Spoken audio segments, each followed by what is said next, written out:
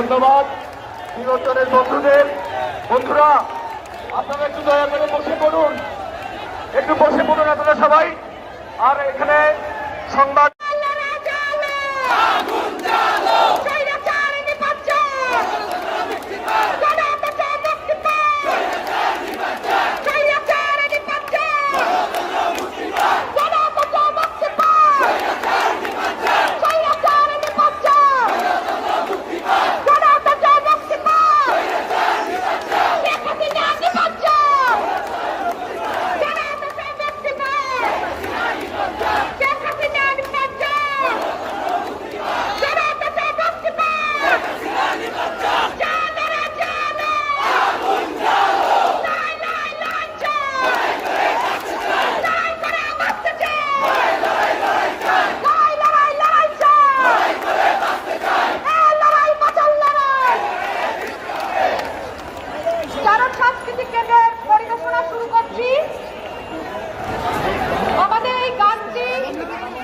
আমাদের ভারতের একজন বন্ধু ওখানে আছেন রাকিবুল হাসান।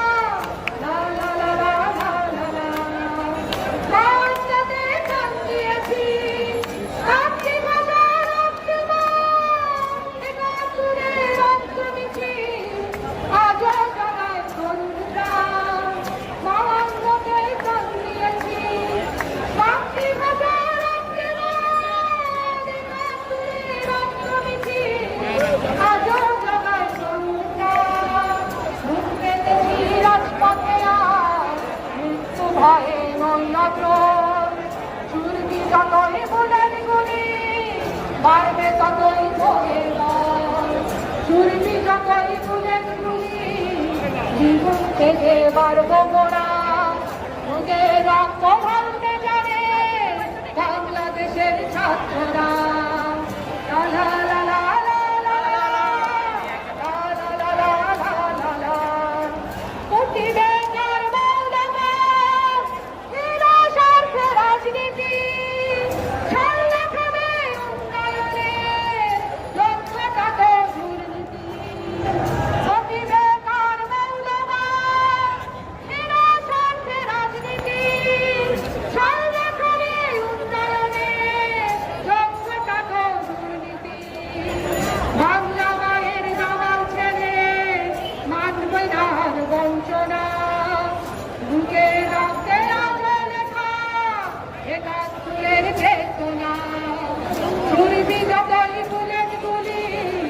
জীবন থেকে বাড়বো মোরা, বুকে রক্ত ঢালতে জানে বাংলাদেশের ছাত্ররা।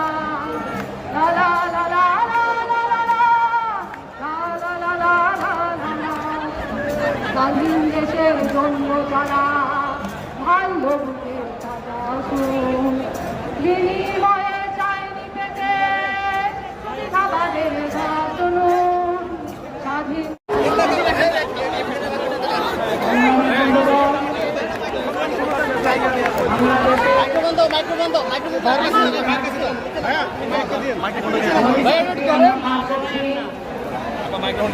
নিচে নামান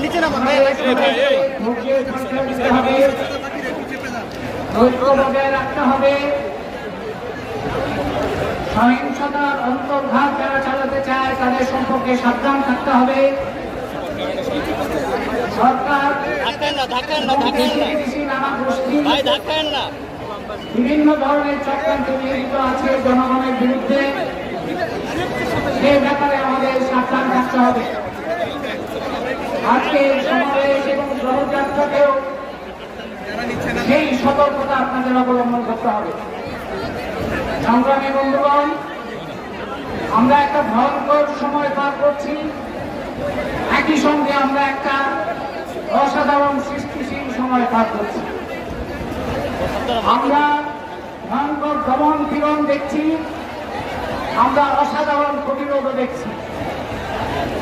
আমরা দেখতে পাচ্ছি 3 বছর বয়স থেকে শুরু করে 70 বছর পর্যন্ত নারী পুরুষ শ্রমজীবী পেশাজীবী শিক্ষার্থী শিক্ষক সকলের উপরে আক্রমণ আসছে। ভূমি থেকে আক্রমণ আসছে, আকাশ থেকে আক্রমণ আসছে। গুলিবিদ্ধ হয়ে 2 শতাধিক প্রায় 300 কাছাকাছি এখন রক্ষণশীল হিসাবে নিহত হয়েছেন মাত্র কয়দিনে সরকারি বাহিনী, রাষ্ট্রীয় বাহিনীর গুলিতে। এবং এই নিহতের কাতারে সমাজের মানুষ আছে, শিক্ষার্থী আছে, শিশু কিশোর আছে, অভিভাবকদের ঘরে ঘরে, সারা বাংলাদেশের ঘরে ঘরে মা বাবাদের এখন হাহাকার। যারা নিহত হয়েছে তাদের মা বাবারা হাহাকার আত্মচেতনা করছেন। হাজার হাজার আহত হয়েছে, তাদের মা বাবারা অনিশ্চয়তার মধ্যে আছেন। কারো চোখ নাই, কারো হাত নাই, কারো পা নাই। আর যারা এখনো জীবিত আছে তাদের মা বাবারাও দুশ্চিন্তায় উদ্বেগে হাহাকারের মধ্যে আছে। সারা বাংলাদেশে যারা এখনো জীবিত তারা অসুস্থ হওয়ার মতো অবস্থায় থাকছেন এই অত্যাচার নির্যাতনের মধ্যে।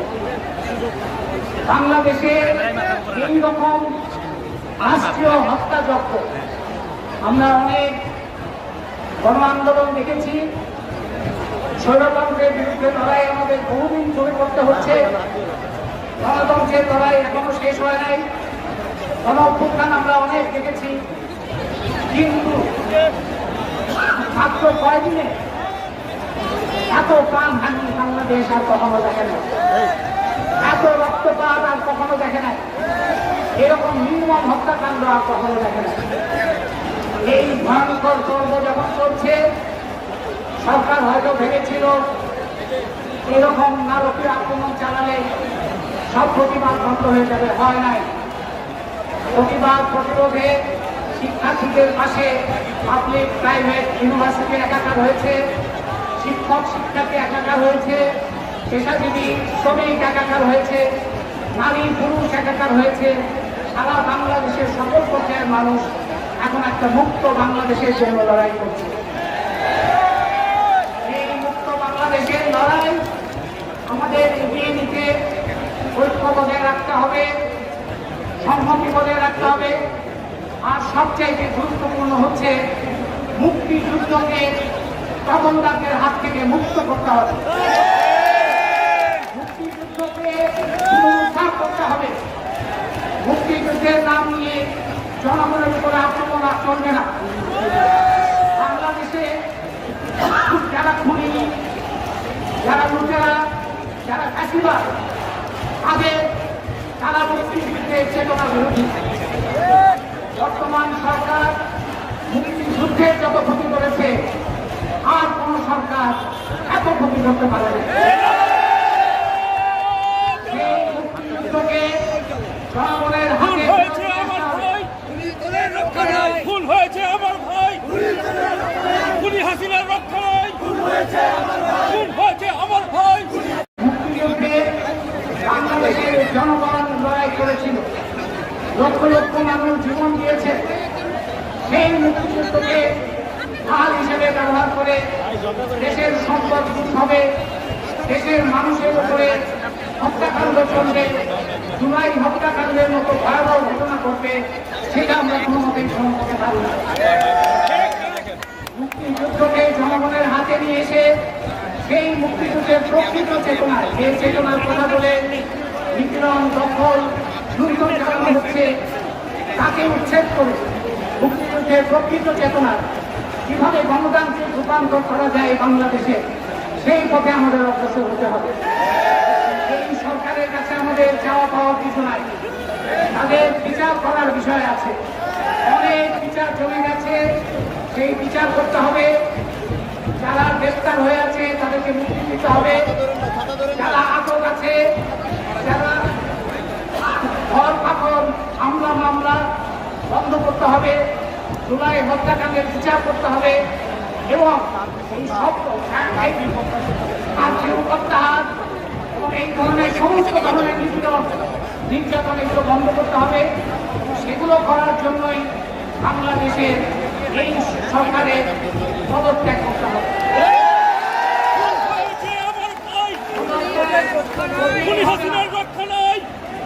পদত্যাগ করলেই হবে না, মুক্তিযুদ্ধকে যেমন জনগণের হাতে নিয়ে আসতে হবে, এই দেশকেও জনগণের হাতে নিয়ে আসতে হবে। সেই জন্য গণতান্ত্রিক রূপান্তর কিভাবে হবে সেই আলোচনাই হবে এখনকার প্রধান আলোচ্য বিষয়। গণতান্ত্রিক রূপান্তর কিভাবে হবে, দেশে যারা আন্দোলন করছেন, শিক্ষার্থী, শিক্ষক, পেশাজীবী, শ্রমজীবী, শ্রমিক সংগঠন, নারী সংগঠন, সকলের সম্মিলিতভাবে এই রূপান্তরের পথে কাজ করতে হবে, অবদান রাখতে হবে। এই কাজে সকলের সম্মিলিত উদ্যোগ আহ্বান করে সকলের স্বার্থমতো ঐক্য সংহতি বজায় রেখে সকল অন্তর্ঘাত পরাজিত করে এই যাত্রা শক্তিশালী যাত্রায় অপ্রতিরোধ জায়গায় নিয়ে যেতে হবে। কারণ আমাদের ইতিহাস সরকারকে মনে রাখতে হবে, আমাদেরও মনে রাখতে হবে। আমাদের ইতিহাস শুধু মার খাওয়ার ইতিহাস নয়, আমাদের ইতিহাস প্রতিরোধেরও ইতিহাস, আমাদের ইতিহাস নির্মাণের ইতিহাস। সেই ইতিহাস নির্মাণে আমরা সবাই সম্মিলিতভাবে ভূমিকা পালন করব। এই প্রত্যাশা রেখে যারা প্রাণ দিয়েছেন, যারা জখম হয়ে জুলুমের মধ্যে পড়ে আজকে বিভিন্ন জায়গায় চিকিৎসা দিচ্ছেন, তাদের প্রতি আমাদের দায়, তাদের প্রতি আমাদের ভালোবাসা, তাদের প্রতি আমাদের অঙ্গীকার। এই বাংলাদেশকে অবশ্যই মুক্ত করতে হবে। এই মুক্ত স্বাধীন বাংলাদেশে বাংলাদেশের লড়াইয়ে সবাই ঐক্যবদ্ধ থাকবেন, সকল চক্রান্তকে মোকাবেলা করবেন, সকল অন্তর্ঘাতকে মোকাবেলা করে নিজেদের শক্তিশালী এই লড়াইকে অব্যাহত রাখবেন এবং সকল চেষ্টা আরো শক্তিশালী হবে। এই প্রত্যাশা রেখে আমি আমার বক্তব্য শেষ করছি এবং শুরু করার জন্য আহ্বান জানাচ্ছি।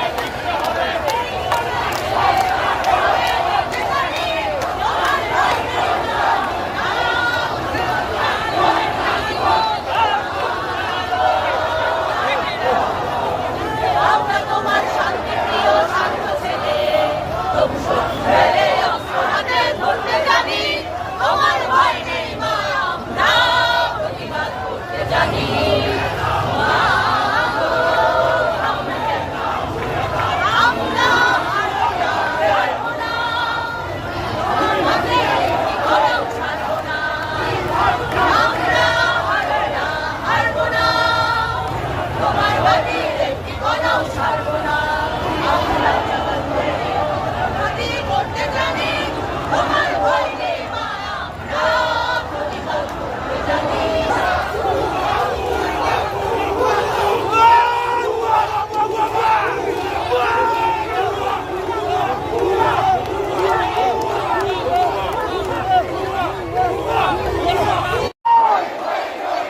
তাও শিক্ষকরা গেল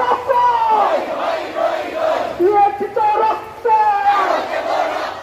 রক্তের বন্যা রক্তের বন্যা দিয়েছি তো রক্ত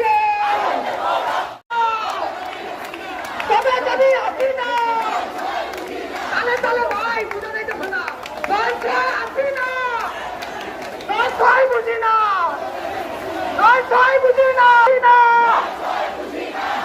নয় বুঝি না তবে যাবি হাসি না নয় বুঝি না তবে যাবি হাসি না আরো ধরে নয় বুঝি না তবে যাবি হাসি না নয় বুঝি না তবে যাবি হাসি না নয়